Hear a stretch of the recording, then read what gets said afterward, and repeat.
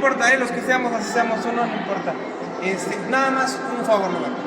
De este lado es una escultura que está hecha a base de fibras de vidrio y como estructura tenemos de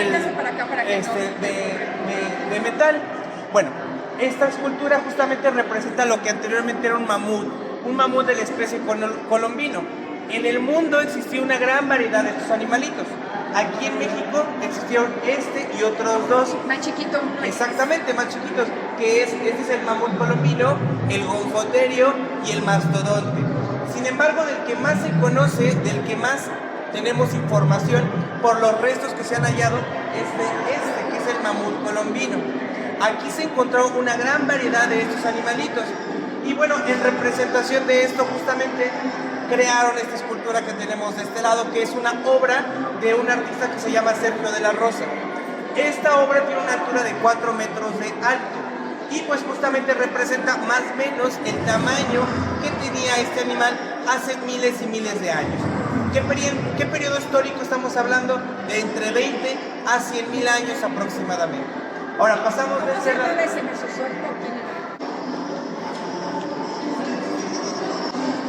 Muy bien, si se quieren acercar a la visita guiada son bienvenidos, no hay ningún problema, no genera costo alguno. De este lado tenemos un mural, una pintura que justamente intenta recrear el ecosistema en donde habitaba este gran animal. Estos animalitos los vamos a clasificar con el nombre de megafauna. Son animales muy grandes que pues justamente vivían en esta época y en esta zona en el Valle de México. ¿Qué tipo de animales tenemos? Tenemos justamente dromedarios, que son... Había camellos, en esta zona había camellos. Tenemos justamente criptodontes, que es una especie de armadillo gigante, con un caparazón muy grueso también que lo ayudaba a protegerse. De este lado acérquense, por favor. Los perezosos, que tenían altura de hasta 2 metros de alto, eran muy altos. Felinos, una gran variedad de ellos, sobre todo dos, que es el diente de sable y el león americano. Y como pueden observar también caballos. Había varios tipos de... ¿Por qué si había caballo cuando llegaron los españoles? Esto es una gran noticia para nosotros, porque justamente a nosotros se nos educó diciéndonos que los caballos habían llegado originalmente al continente americano a través de la conquista española hacia nuestros pueblos mesoamericanos. Pues resulta que esto es falso. Resulta que el caballo se desarrolló primeramente en el continente americano. Sin embargo, este animalito migró de continente. Les voy a explicar esto un poco más adelante.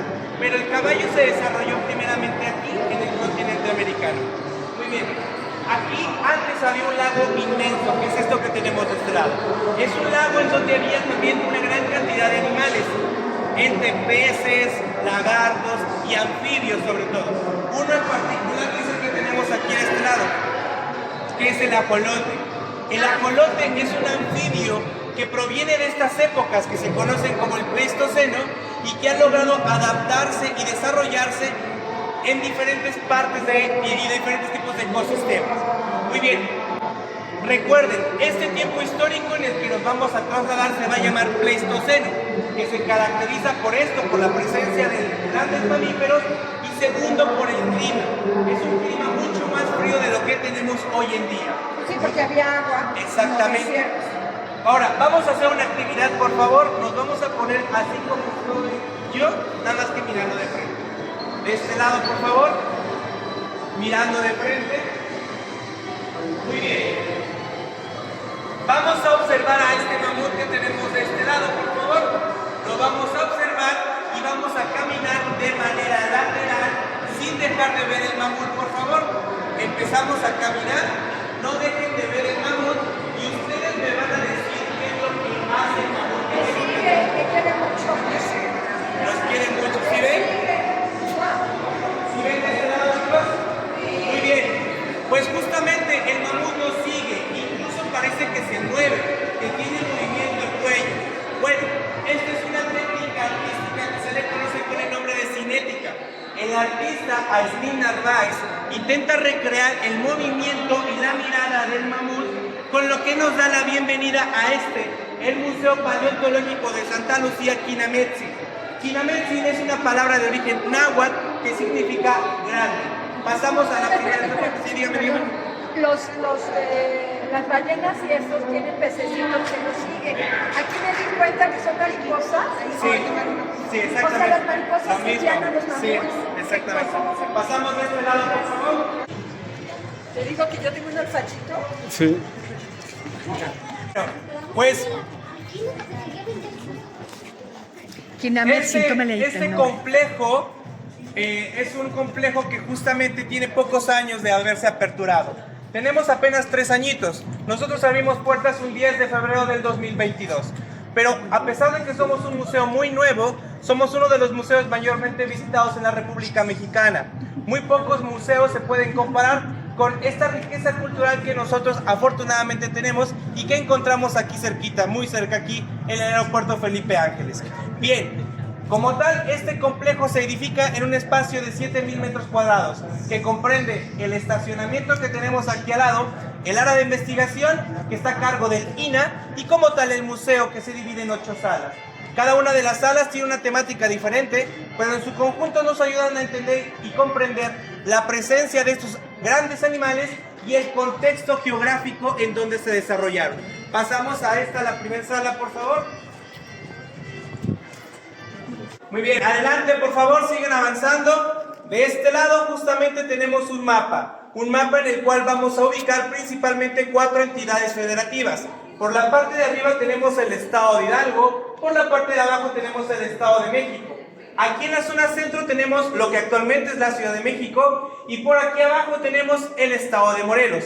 Ahora, esta zona es muy peculiar y muy importante porque esta zona está rodeada de montañas. Esto verde que tenemos de este lado es una cadena montañosa que va a rodear lo que actualmente es la capital de la República, formando una cuenca.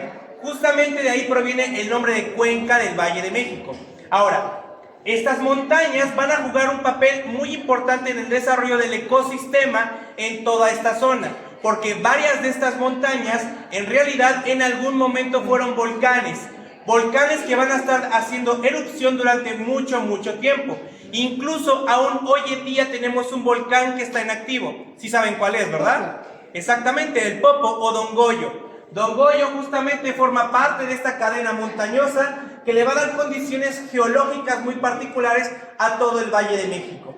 Si en algún momento tienen la oportunidad de visitar Ciudad Universitaria, se darán cuenta que el tipo de suelo en esa zona es muy peculiar, es de un oscuro muy intenso justamente, y es el registro histórico de esta actividad volcánica que había hace miles de años. Muy bien, ahora, como les había mencionado, este tiempo histórico en donde nos vamos a trasladar se va a llamar el Pleistoceno, que se caracteriza por ser un tipo de clima frío. Estas montañas, a ser muy altas justamente, se van a llenar constantemente de nieve que en algún momento se va a descongelar y va a caer en lo más profundo del Valle de México formando un lago inmenso que iba desde lo que actualmente es el municipio de Zumpango, pasando y abarcando en su totalidad la Ciudad de México y llegando a lo que actualmente es el municipio de Chalco.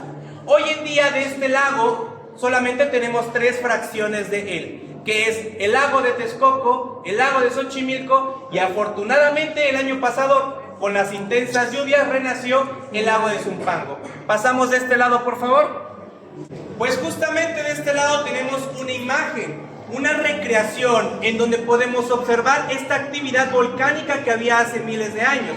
Y pese a que había una actividad volcánica importante, vemos que el volcán justamente tiene una gran cantidad de nieve que se concentra desde el mes de enero a diciembre. Muy diferente hoy en día, que estos volcanes sí se llegan a llenar de nieve, pero en épocas muy particulares, básicamente diciembre, enero y febrero.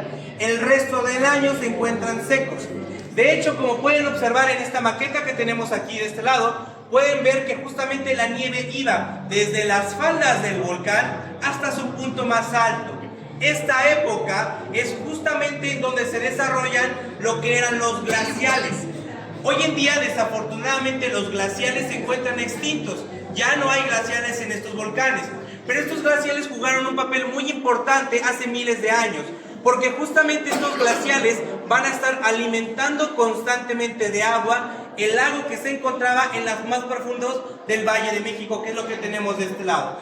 Como resultado de esto tenemos que Justamente la Ciudad de México se edificó en una zona en donde anteriormente había un lago. Esto ha perjudicado un poco, regular de 5 a 7 centímetros por año. Muy bien, pasamos de este lado, por favor. Va a ser el contexto geográfico en donde estos grandes animales van a vivir. Pero les tengo una noticia. Estos animales no son de origen americano, provienen de otro continente, principalmente del continente asiático, justamente. Ahora, ¿cómo pasaron de un continente a otro? Pues resulta que hace miles de años hubo una era de hielo. ¿Han escuchado hablar de la era de hielo? Muy bien, pues esta era de hielo sí existió y consistió de 4 diferentes etapas.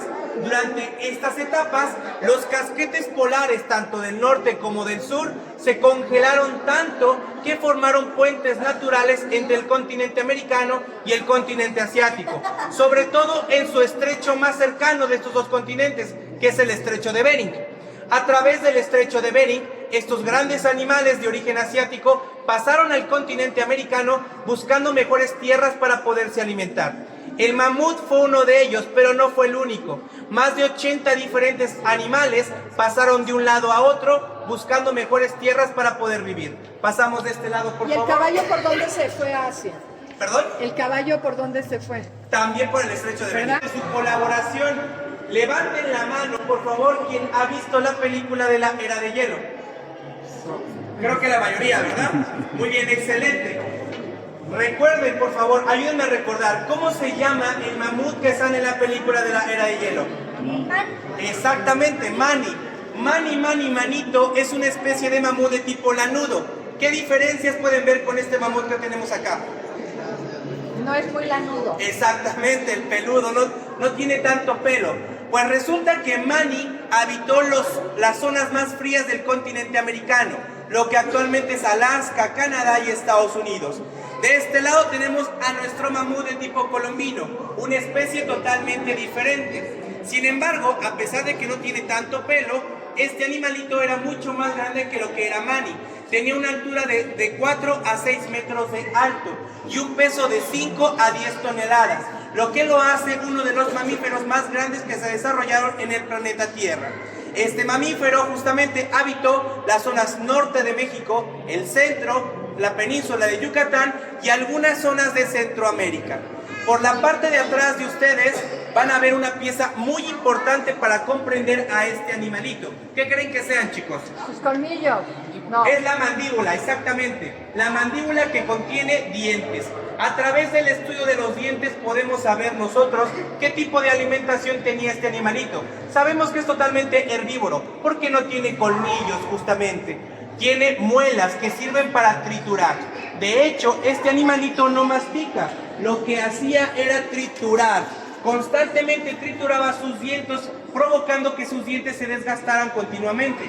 Por eso es que este animalito muda 6 veces de dientes a lo largo de su vida. A través del estudio de los dientes nosotros podemos saber qué tipo de ecosistema habitaba este animalito. Y es lo que tenemos de este lado básicamente.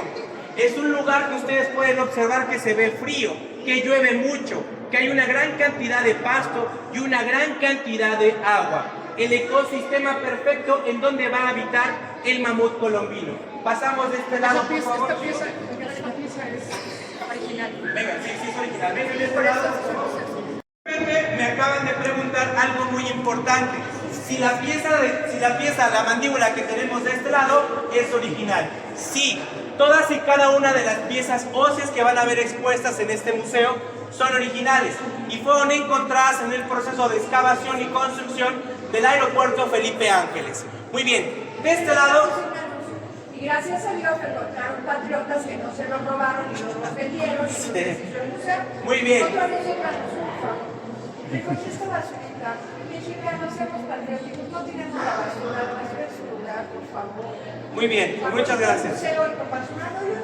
Muchas gracias. Ok, no, muchas gracias. Muy bien, de este lado tenemos un ejemplar de una cría de mamut. Muy bien. ¿Cuántos meses nosotros tuvimos que pasar en la pancita de nuestra mamá para poder dar a luz? 9 Exactamente, 9 meses. Unos un poquito menos, otros tal vez un poquito más incluso. Bueno, pues resulta que el mamut pasaba hasta 2 años en la pancita de la mamá para poder dar a luz. Este animalito justamente cuando nacía llegaba a tener un peso de hasta 1 tonelada.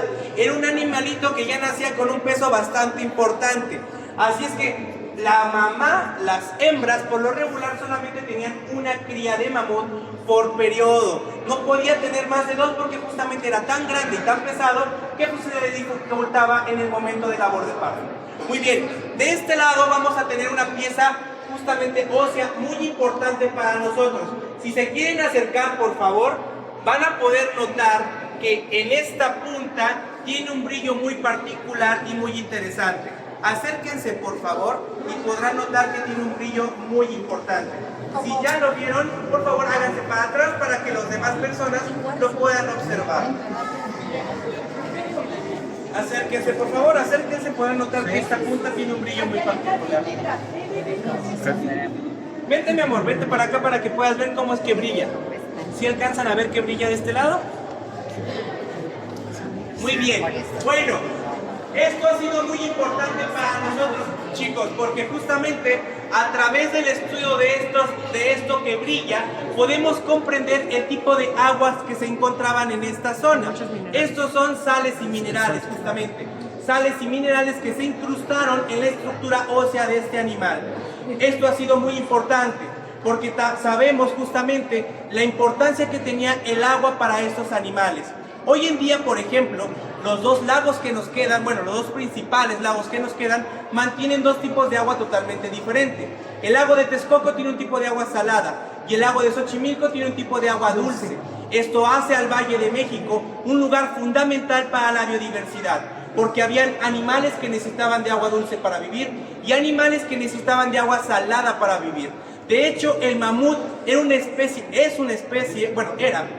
El elefante lo es todavía incluso, que a él prefiere el agua salada para poder vivir, no es tanto de agua dulce. De hecho, en esta zona se encontró una gran cantidad de flamencos. El flamenco también es un animalito que necesita agua salada para poder vivir. De hecho, de ahí proviene justamente su color peculiar, este rosa que se le caracteriza mucho a este animalito. De hecho, también se encontraron huevos de flamenco en esta zona sin romperse. El Valle de México era una zona tan importante para la biodiversidad que convivían animales de agua tipo salada y animales que necesitaban agua dulce para poder vivir. Pasamos de este lado, por favor, observar cómo es la estructura ósea del mamut colombino. A ver, chicos, les voy a hacer una pregunta rápidamente. ¿Ustedes cómo llaman a estas 2 extensiones de huesito que tenemos de este lado? Colmillos. Colmillos. ¿Colmillos por acá también? ¿Colmillos por acá también? Bueno, pues les tengo una mala noticia, no son colmillos, ni tampoco son cuernos. ¿Por qué? Porque un colmillo sale directamente de la boca de un animal, un cuerno sale directamente de la frente de un animal. Esto sale literal del cráneo del animal y le ayuda justamente a defenderse de sus 2 principales depredadores, que es el dientes de sable y el león americano, justamente como me lo está enseñando la muñeca aquí enfrente. Muy bien, y se le va a llamar defensa, justamente ese va a ser el nombre con el que lo vamos a conocer. Lo que tenemos de este lado es una estructura ósea original, solamente la defensa y el cráneo no son originales. ¿Por qué? Porque la defensa, cuando fue encontrada, se encontraba en un proceso acelerado de descomposición. Los paleontólogos decidieron colocarla original en el área de investigación para seguir analizando a este animalito. Y el cráneo tampoco es el original porque tiene un peso de 500 kilogramos. Era un poco complicado y difícil poderla mantener en la posición en la que querían ellos ponerla. Sin embargo, desde la primer vértebra hasta la última es una pieza única y original. Se sabe que este esqueleto perteneció a una hembra de mamut. ¿Se pueden imaginar por qué? Por las caderas. Tiene caderas anchas. La mayoría de las hembras en el reino animal tienen caderas anchas para poder dar a luz a sus crías. Muy diferente a la complexión que tienen los machos en el reino animal. Exactamente, sí. Muy bien, este esqueleto de mamut se va a llamar, lo van a bautizar con el nombre de Nochipa. Nochipa es una palabra de origen náhuatl que significa eterna. Pasamos de este lado, por favor. Qué bruto. Tres mandíbulas de tres mamuts de diferente edad. A ver, ustedes ayúdenme por favor a reconocer. ¿Cuál creen que sea el mamut más pequeño? ¿Cuál crees que sea? Exactamente, ese es el mamut más pequeño. Este le sigue en edad y el del medio es el más viejito. Muy bien, este animalito cuando comía ingería diariamente 280 kilogramos diarios entre pastos, semillas y arbustos, justamente. Muy bien, este animalito cuando mudaba de dientes lo hacía de atrás hacia adelante, justamente como le están saliendo los dientes a esta mandíbula. Le están saliendo por la parte de atrás y van a empujar a los de enfrente para mudar de dientes. Este animalito mudaba 6 veces de dientes a lo largo de su vida, como les había mencionado. ¿Qué longevidad tenía? Este animalito tenía un promedio de vida de entre 70 a 90 años. Mama. Era un animal que vivía bastante tiempo. Pasamos de este lado, por favor. De este lado tenemos una maqueta en la que representamos el ecosistema en donde vivía este animalito. Ahora, aquí de este lado quiero que todos y cada uno de ustedes entremos en conciencia, porque es muy importante tratar de cuidar y rescatar a todos y cada uno de los animales que viven dentro de los ecosistemas que aún hoy en día nos quedan, porque cada uno de estos animales juega un papel muy importante en el equilibrio de estos mismos ecosistemas. La pérdida de un animalito, la extinción de un animalito implica la extinción de otros animales. Por ejemplo, en el caso particular de esta época, el mamut jugaba un papel muy importante, porque era el que fertilizaba la tierra para que crecieran plantas, flores y árboles muy particulares de estas épocas. Recuerden que se alimentaba de 280 kilogramos diarios de alimentos, entre ellos semillas. Las semillas las expulsaba a través de sus heces fecales y ayudaba justamente a que florecieran por diferentes partes. Ahora, en esta maqueta podemos observar algunos de los animales con los que convivía el mamut, que es por ejemplo este osito que está paradito en dos patitas, ¿sí lo ven? Sí. ¿Lo quisieran abrazar? Sí. No, porque es el oso más grande que existió en el planeta Tierra. Es el oso cara cortada y tenía una altura de hasta 8 metros de alto. Era muy grande. Otros animales... Para que me imagine. 8 metros será más o menos, parado, de esa barra sí, roja. parado era más o menos esa altura. Muy bien, otro de los animalitos con los que convivía el mamut es el capibara que tenemos de este lado, el dientes de sable, el lobo terrible, jabalí, venados, y hay dos animalitos muy particulares de los cuales les quiero hablar. A ver chicos, cuando yo les pregunto camello, ¿qué país les viene a la mente? Sahara, África. África, Sara, ¿cuál amiguito? África, exactamente. Países del continente africano y del Medio Oriente. Pues resulta que el camello y el caballo son originales del continente americano. Nada más que hicieron lo mismo que el mamut, pero al revés. Ellos migraron del continente americano al continente asiático. De hecho, en América hay un animalito muy similar al camello, que es la llama. La llama y el camello mantienen condiciones genéticas muy similares. Pasamos de este lado, por favor.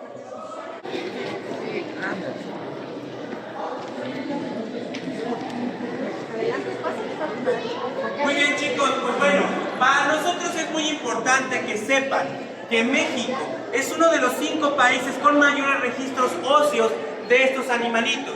Muy pocos países se pueden comparar con la riqueza cultural que afortunadamente heredamos de la tierra.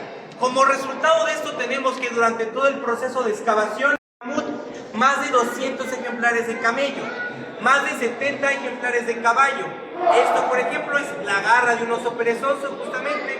Por acá tenemos el cráneo de un dientes de sable. Y justamente por acá tenemos el cráneo de un caballo. Que de este les quiero dar una especificación. Se decía que el caballo había llegado justamente a través de la conquista española hacia nuestros pueblos mesoamericanos. Pues como saben, justamente este animalito no llegó con los españoles. Migró, lo que pasó fue que migró. Este animalito ya se había desarrollado aquí en el continente americano y lo que sucedió fue que migró al continente asiático y después al continente europeo. Cuando se desarrollaron las culturas mesoamericanas, desafortunadamente este caballito ya se había extinto en esta zona. Sin embargo, sí es importante saber que lo que trajeron los españoles es una especie que primeramente se había desarrollado aquí en el continente americano. Pasamos de este lado, por favor. De este lado tenemos el cráneo de un camello y por acá tenemos un animalito muy curioso que se le llama Tetramerix. Es un antílope que tenía 4 cuernos en lugar de 2. Aquí entra una pregunta muy importante. ¿Por qué se extinguieron? ¿Cuál fue la principal causa de extinción de estos animales si eran muy grandes y muy poderosos? Dime, campeón. Por los meteoritos.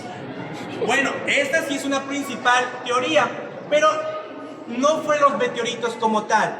Hubo un cambio de clima tan brusco y tan fuerte que afectó el desarrollo del ecosistema en el mundo.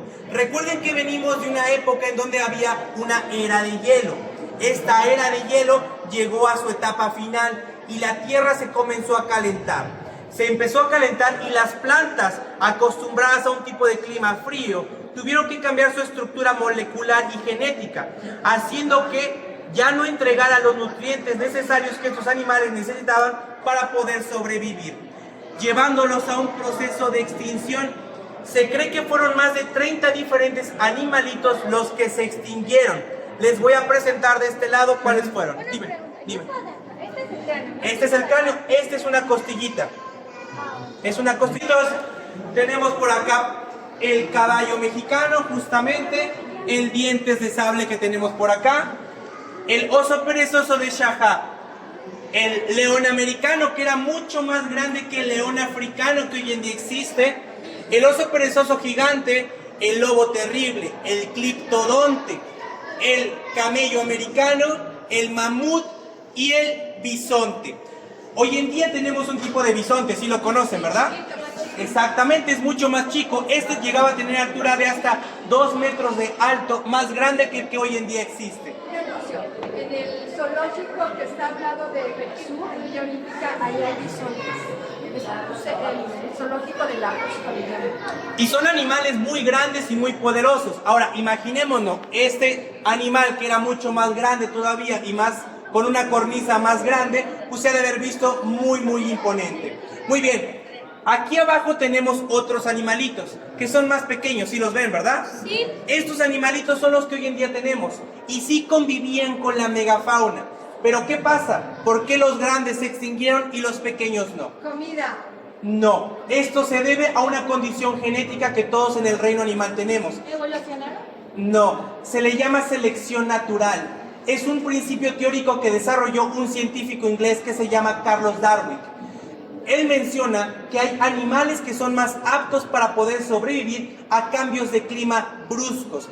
Quienes no tienen esta condición genética, desafortunadamente se van a extinguir. Y quienes sí, van a poder seguir sobreviviendo. ¿Recuerdan cómo estábamos llenos de bosques del otro lado? El clima se va a empezar a ver como lo tenemos de este lado. Síganme, por favor. Este va a ser el clima que se va a empezar a desarrollar en el Valle de México. Bien. Hace más de 20.000 años. Llega justamente... Bien, en esta zona van a poder ver los cráneos de algunas... Ahorita nos echamos el video de Eva, tiene 13.600 años. Sí, 13.600. 300. Muy bien. Antes que nuestros animales no han desayunado y el día de hoy van a hacer la comida de ellos. Adelante, por favor.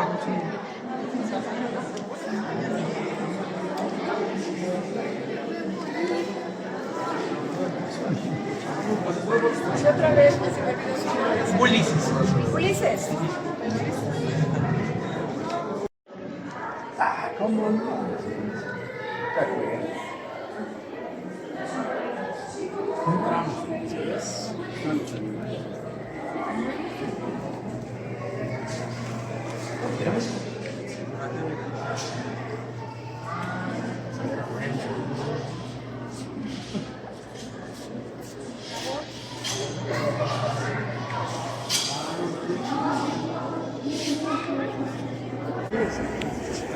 No, yo tampoco, ni caballos. Los caballos, la verdad, ya sabía, por supuesto. Porque a veces pregunto para que se encuentre. Pero caballos no. De hecho, mi papá me dijo que es que la gente del lago, como mi papá, encontraban muchas cosas. Mi papá se iba a pescar a Magdalena, aquí a una delegación, Ajá. que sabe que el calendario Cenas, ¿no? de arena y de cal. Ajá, exacto. Caballos alta, bien bonito.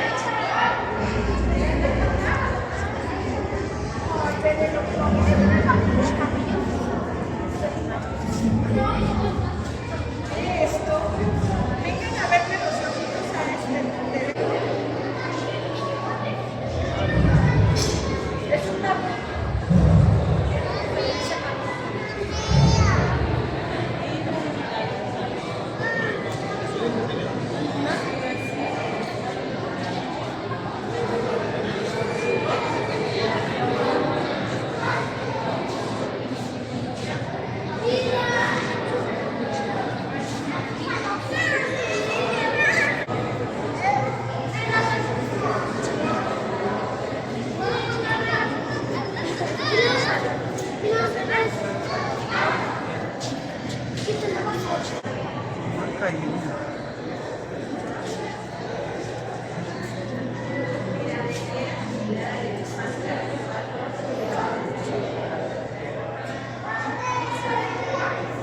Un elefante.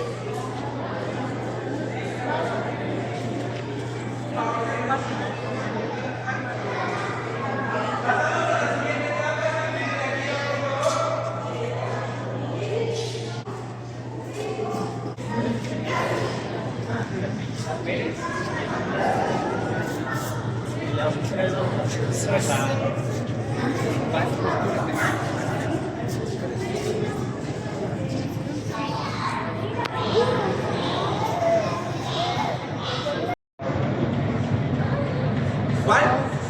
El caballo, muy bien. ¿A ti, princesa, qué animal te gusta más? Ah, ok, el cliptodonte. ¿A ti, amiguita? El mamut, por acá. El oso, por acá. El mamut, amigo. El oso. El mamut. Excelente. Por acá, ¿qué animal le gusta más? El mamut. Mamut. El oso.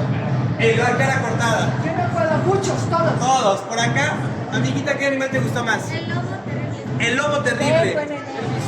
El bisonte, excelente. Amigo, ¿qué animal te gustó más? Diente de sable. El diente de sable, excelente. Amigos, por aquí atrás, ¿qué animal les gustó más? El perezoso. Amiga, amigo, el diente de sable. ¿Tu amigo? El perezoso, excelente, muy bien. Bueno, para poder recrear a estos animales, aquí necesitamos la participación de la ciencia, porque no tenemos una fotografía, un video o un registro escrito de cómo eran vistos estos animales en la vida real. Así es que la ciencia aquí juega un papel muy importante para su reconstrucción y para poder saber qué tipo de comportamientos tenían estos animalitos. El primer paso justamente que tenemos que hacer es encontrar sus huesos. Se los voy a mostrar de este lado, síganme por favor. Adelante, por favor, sigan avanzando.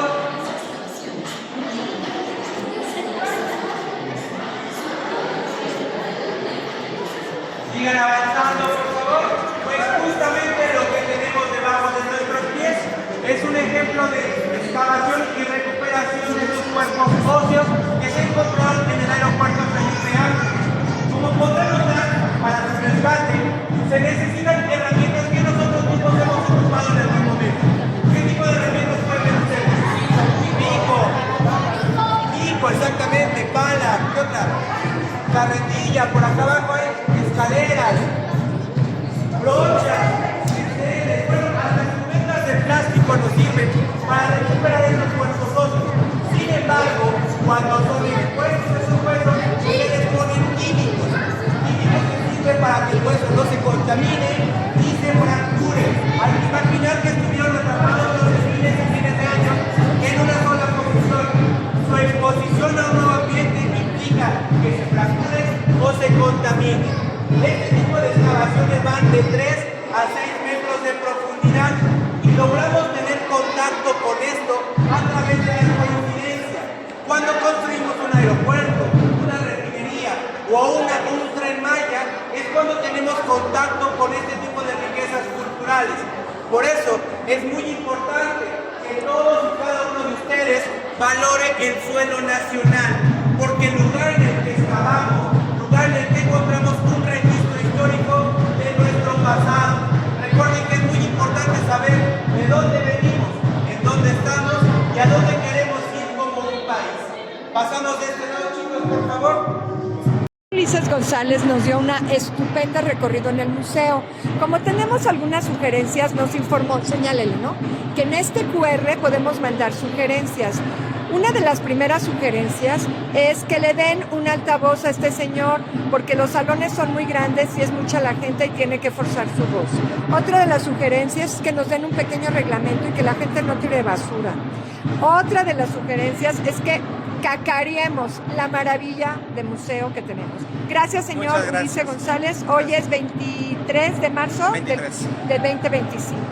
Gracias. ¡Viva México! Gracias. Muchas gracias. Gracias. Cámara de cielo. Muchas Gracias. gracias. Gracias. Vamos.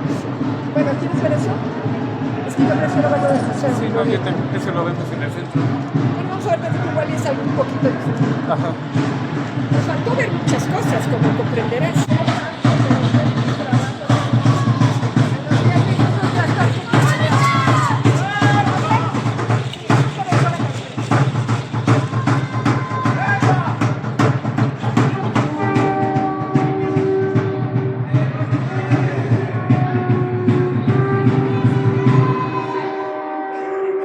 Perdón.